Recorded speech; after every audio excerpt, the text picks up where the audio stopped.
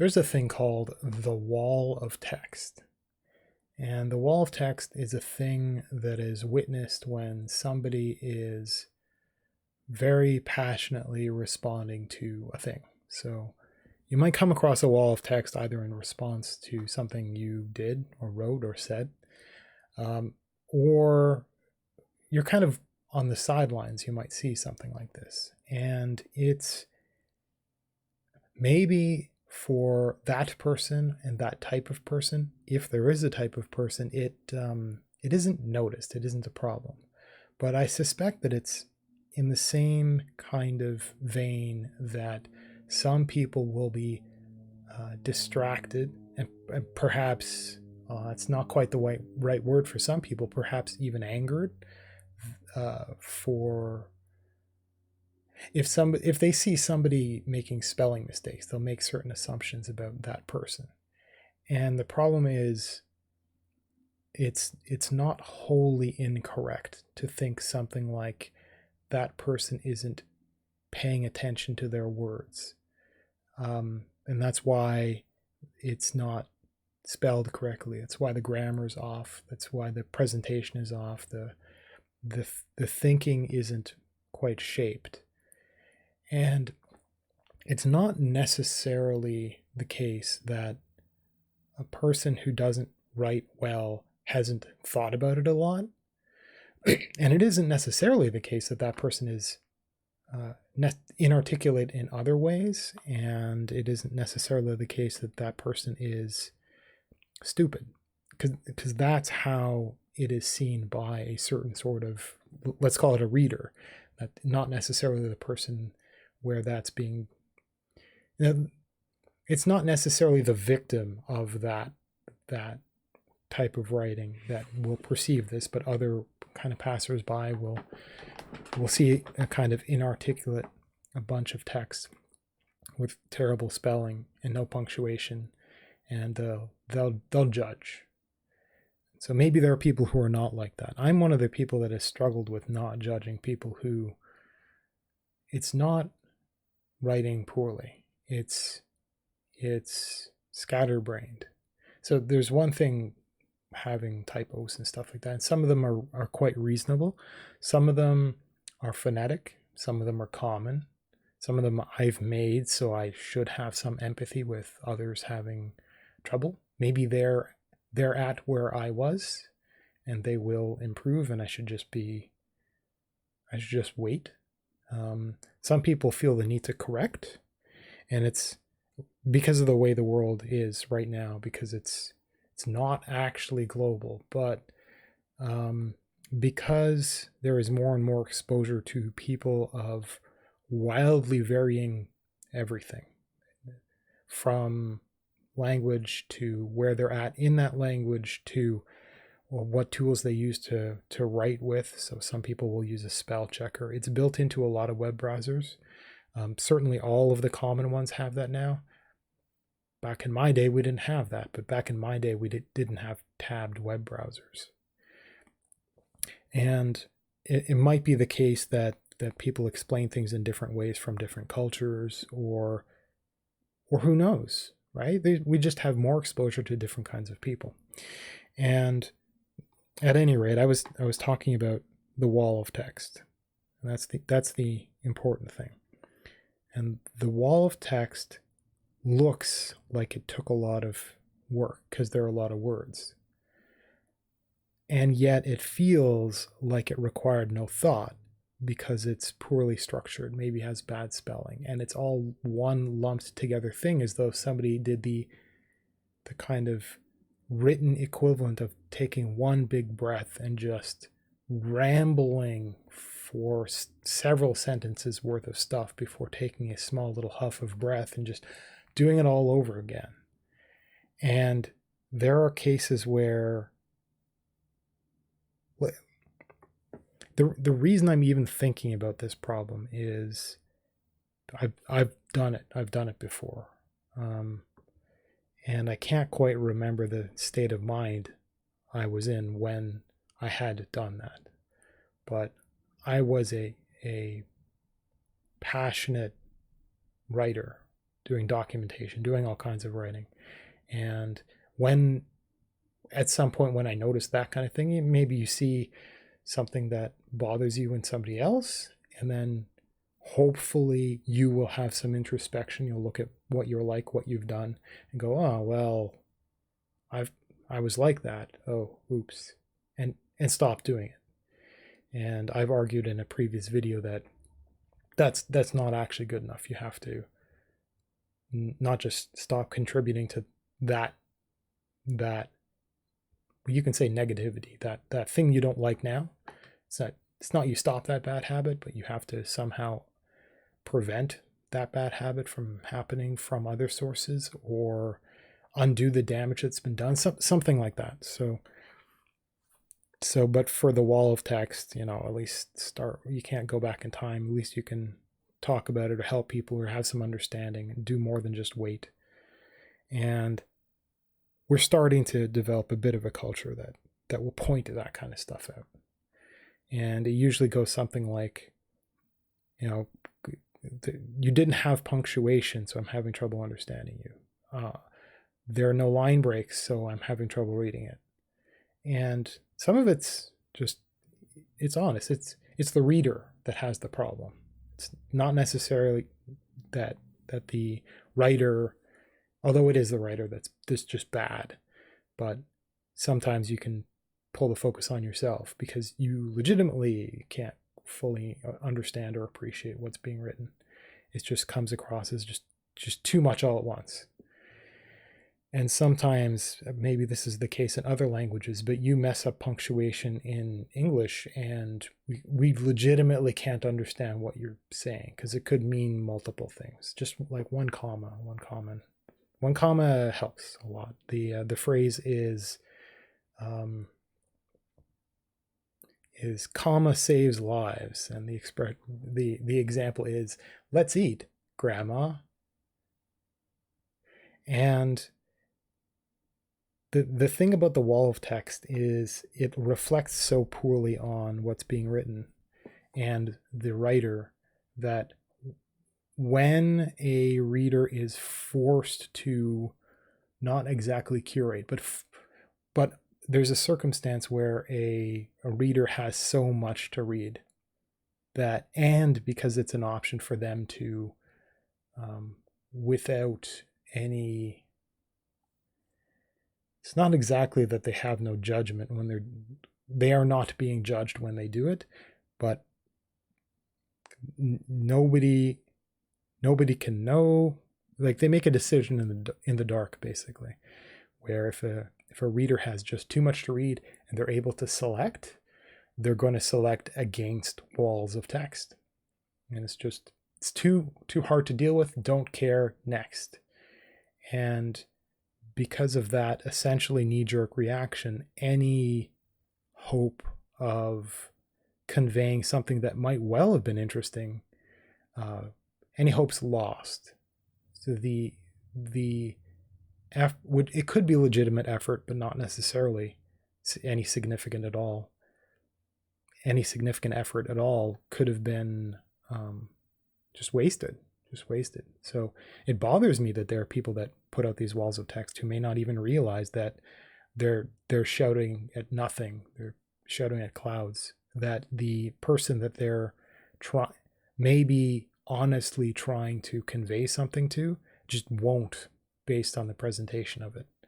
I mean, it's the equivalent of writing a letter in crayon and sending it to somebody. A person that gets a stack of letters, unless they're Santa Claus, they're going to look at that and just move it on.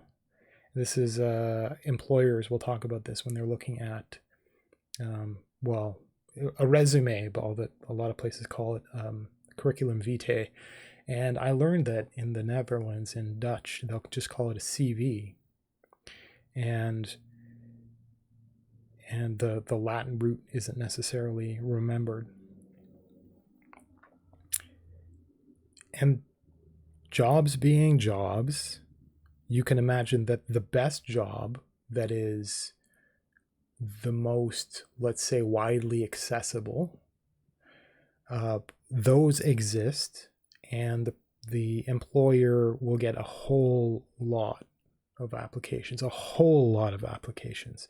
And one of the problems is, even in a free market, what should happen is that a business that ends up in that situation will just select out of the best. But sometimes it's hard to do that. So what they do is they raise the bar. And they raise the bar so that fewer applicants can even approach. And that's a really, really big problem, because a staggering number of businesses have requirements that they'll think they need, but in the practice of that actual job being performed in the real world, that certificate doesn't mean anything. That extra year of education doesn't mean anything. And in fact, they might not want that kind of employee. For example, if you're a business and you're like, I get so many applications, I can't deal with this. You raise the bar. You end up raising the bar so high that you require an extra degree, and you think, well, I mean, great. I get people that are like top tier, really smart, all this kind of stuff. But what ends up happening is you end up with employees that have prospects. And when they have prospects, they will have the ability to walk away from your job, which, I mean, it's not like I'm not arguing that if you get lower caliber employees, then you can treat them worse and they can't leave. I'm not saying that, but I'm saying that those extra requirements just make them qualified for some other job, and that can be a problem, because if you do pressure those kinds of people, they can be more delicate and just be like, well, they can think that they're lowering themselves for working for you, which has all kinds of social problems. And I've talked about that perspective in my comparison between hiring a person that has just a perfect track record and somebody who's failed, and that's why they're looking for work. Who should you consider? It seems really obvious, but really you should not abandon the failure, because that person knows where they've been, they've had that mistake, they've learned from that mistakes. That if they've told you about it, then you can sense ethics in them. You can leverage the fact that they've been through that mess, so you're not going to experience that mess, because you've got an expert in that. And you've got somebody who appreciates the fact that you've given them a chance, and so they're more loyal. So there's all this kind of stuff that's happening with an employee in a business that raises the bar, ends up with these higher caliber people who could never feel like they're indebted to the business. And somebody who's working from the ground up, who, like, you look at an intern who just doesn't have quite the qualifications, and you got them because, hey, it's free labor and all, and maybe the business is kind of thinking in that like somewhat Machiavellian perspective, where they're taking advantage of the situation, and they look at the person and go, well, they're not qualified anyway, so like we just can't hire that person. I don't care. But a business that is brilliant enough to think in the Machiavellian perspective, the other side of things, which is, I can now take that person that I know, and I've seen what they do, and I've seen what they do when they're working for it, and that person is going to know that they're not qualified. So if I give them a job and I say, okay, look, we're gonna help put you through this training course because we need you to have those skills. And you might be able to finagle something like, we're going to hire you, but kind of like, we're going to hire you part-time, and we're going to expect you to work on this particular certificate if you want us to hire you full-time. And you can, like, again, you can be a little bit dark about that and make those kinds of arrangements. What ultimately happens is you get a pre-vetted person. The human is somebody that you've worked with, that you know about, that has been good enough that you've kept them, because interns are interns. So you can get rid of any intern you want, just like you can get rid of any particular letter, unless you're Santa Claus. If your bar is high enough, you can get rid of any resume you want just by looking at it and saying, I don't care. You can do that with interns. You shouldn't, but you can. And by pulling that intern up a little bit, you've made them indebted to you to work harder because they appreciate what you've done for them. You actually get if you do that with all of your employees, you treat them in you give them a chance, and you might have to be really careful about that because people will take advantage of that. But if you can sort that problem out, then you end up with really, really high quality people as people, not as employees. And that's really important. And so one of the problems of businesses hiring people and looking at letters is they raise the bar to as a way of eliminating a lot of competition, although there's a lot of there might be legitimate lying there.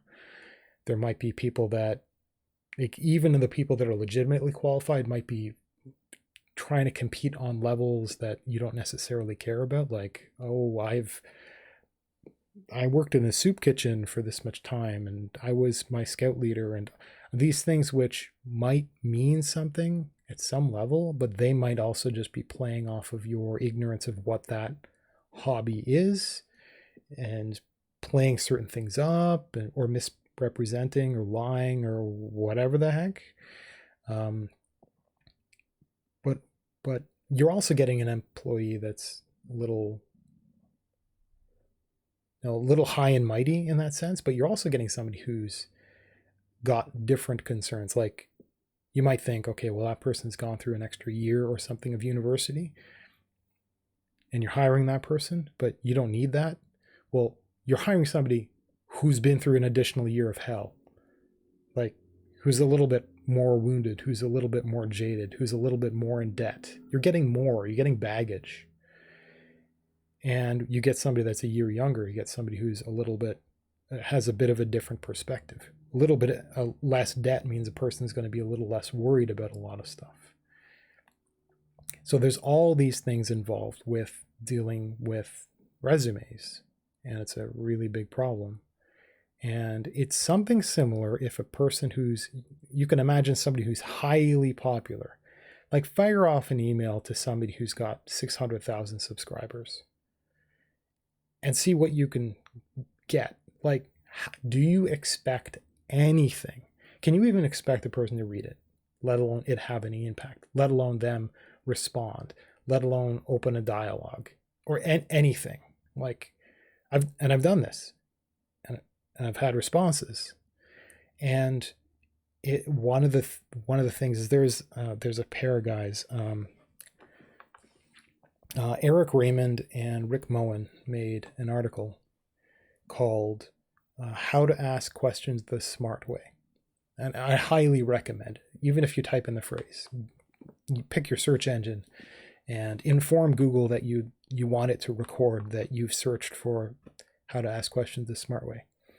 And they'll put that on your record, so they'll keep in mind that you've done that, and trust them to not do anything bad with the fact that you know that stuff.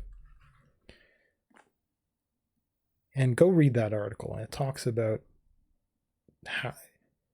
about what you should do in order to not. Part of it is you can't waste somebody's time when they have none.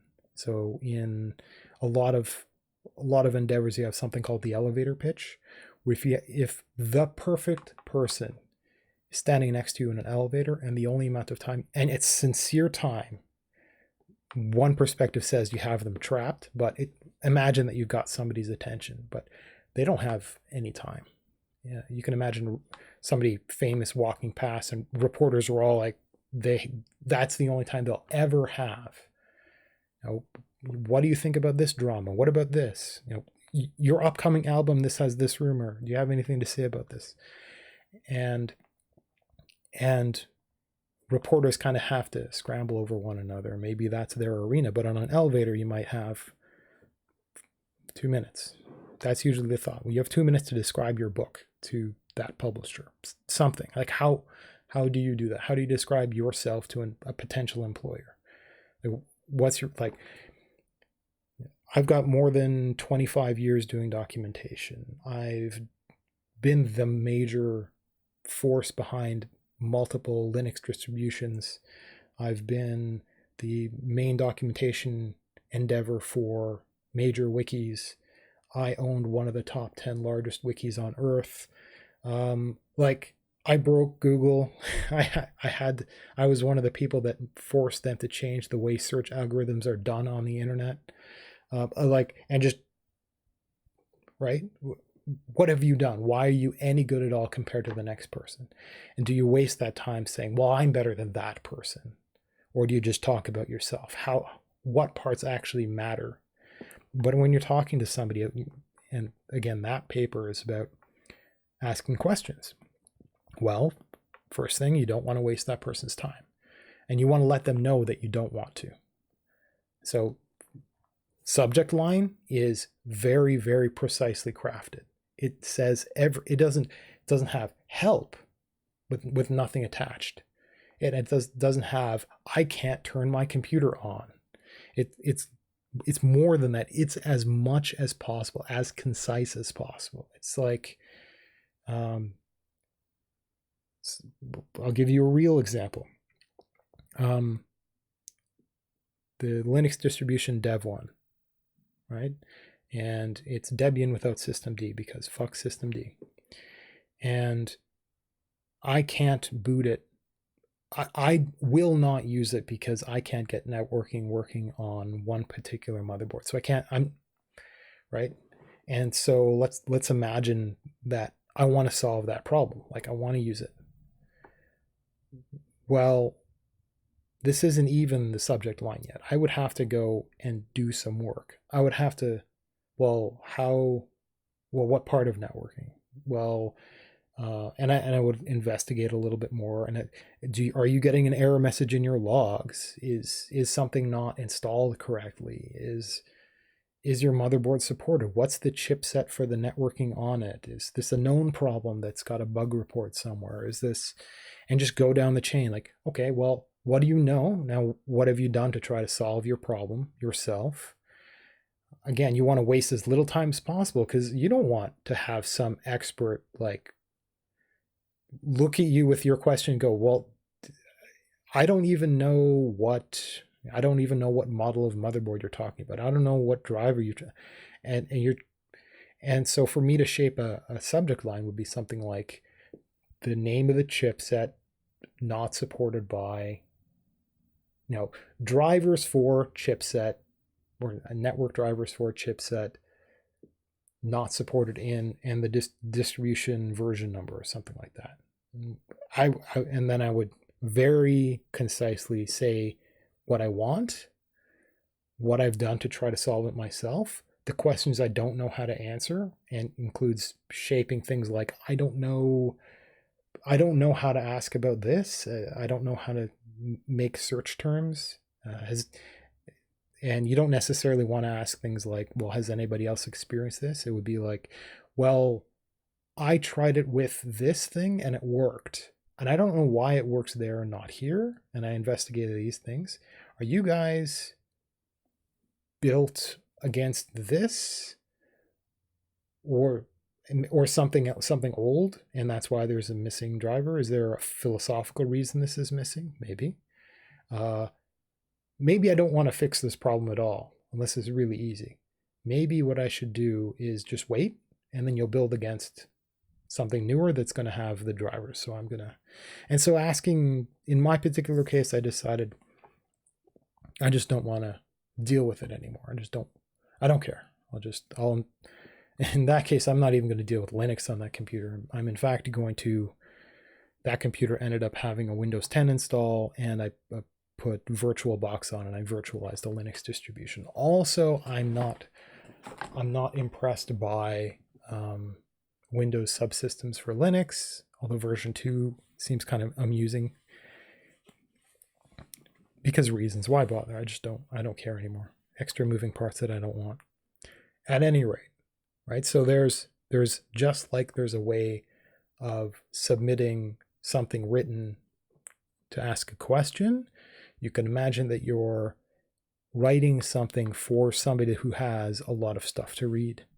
So if you're commenting on a massive video that's got millions of views and that author has hundreds of thousands of subscribers, potentially thousands of letters, messages a day.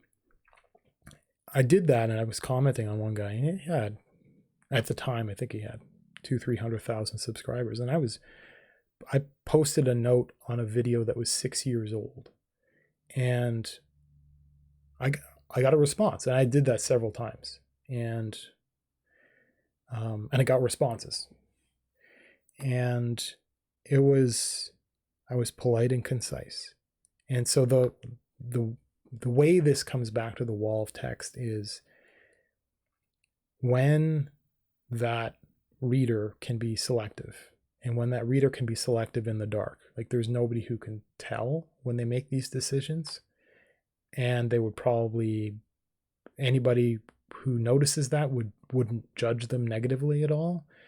Then they're going to select against that kind of writing, and potentially what they're doing is selecting against that kind of, not that letter, they're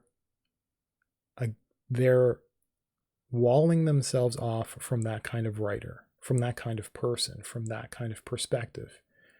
And it's a saddening thing to think that you might be inundated with stuff and you're selecting against things based on your personal time and essentially your laziness or the limitations of your ability to read. And when you're doing that selection, just like a business hiring with a whole lot of resumes that selects based on whatever arbitrary laziness, they're selecting against people who may well be incredible. So that popular reader might be selecting against input, opinions that could be incredible. And it's I'm hoping to see more of a culture, because we don't quite know how to tell people about this problem when we see it, one person talking to another, and often that other person won't deal with it well enough that they would write something simple like, I had trouble understanding what you said, could you break it into paragraphs? And I've literally seen rambles with no punctuation for several lines of and it's an awful mess. And I started seeing that in response to me and my stuff. And I kind of mentally ignore an entire person because he does that. Because I kind of know somewhere in my intuition that he'll never have anything to add ever, that he just wants to talk, wants to shout at clouds. So the problem is this sort of writing has to stop. I want to still get access to that kind of person and just kind of pull them back, because this I've seen this in native English speakers. This is not a problem of understanding like language skills or anything like that. It's not a cultural problem either. It's a certain kind of person has a certain kind of writing style, and it's far too common for that type of person to be common. A kind of personality that exists that does it, right? Not so they'll you can cluster this. So you can examine different examples of walls, and then you can look at the people and you can see traits that are common, and it's mappable. You can actually just get that, and it's really obvious when you pay attention to these people to, well, what kind of person is that? How often do they write? And you'll find that they're very similar to one another. And that type of person, you won't find the background personality having really concise stuff. And so by ignoring that, you're ignoring that kind of person. And that kind of person, like any kind of person, might have something interesting, informative. It can't be known. Like, I've heard people saying that they listen to their detractors, but they listen to anybody, including these ill-formed or angry people, even when those people are like ideologically disturbed and can't form their own unique thoughts. Like they're just quoting people and they don't understand the topic well enough. And I had already talked in another video about, you know, the go look it up problem. I have heard people talking about how it is extra important for them to pay attention to that sort of person, even though at first blush they've heard it all before. They may well have, but that the person behind the quotes, the slogans, the ideology might have something interesting to ask, some tiny bit of insight. So it's something like, behind the wall of text, there might be something back there. And because there is this gigantic barrier of nonsense between the human and the style, because there's such a barrier in there, and because they're often ignored, at least by that target audience, it becomes more and more precious to actually try to find those little flecks of gold when you're kind of panning through the verbal diarrhea, the word salad, the whatever, yet another ideologue of that particular thing. You know, it's like, I'm sorry, your philosophy's been around for a couple thousand years. Why? What do you have to add? Oh, ignore, blocked, whatever the heck. But even though everything they have to say is just regurgitated a mess, there might be something in there. And because there's so much in the way of that, it's really hard to work through. But when you work through, because you get access to a person that's unique to that style of communication, anything you do find is like really, really valuable. At any rate, so walls of text are an incredible challenge. I try to see that in myself and not do it. And I'm so extreme about it that I've started writing with bullet points and with like one paragraph for 2 sentences and things like that. And I don't work with just a carriage return. I work with a blank line and I make it visible. And there's a lot of stuff that I learned from a now deceased friend of mine who he taught me how to shape, to make the written word, specifically the written word. And the more technical it is, and the more important it is, to be concerned a huge amount with the presentation of it. And it's a presentation that can be offensive because people don't understand things in terms of the presentation very well. But when you're shaping certain things in certain ways, like it's no longer English when you break it into bullet points, but the idea is easier to get to. So it's better. It's just better. And so you do things like that. It might offend the culture of how you're supposed to do things, but it's just more effective, waste less time. And that's the way you would get the attention of and the help of people that would normally be better than reading your wall of text.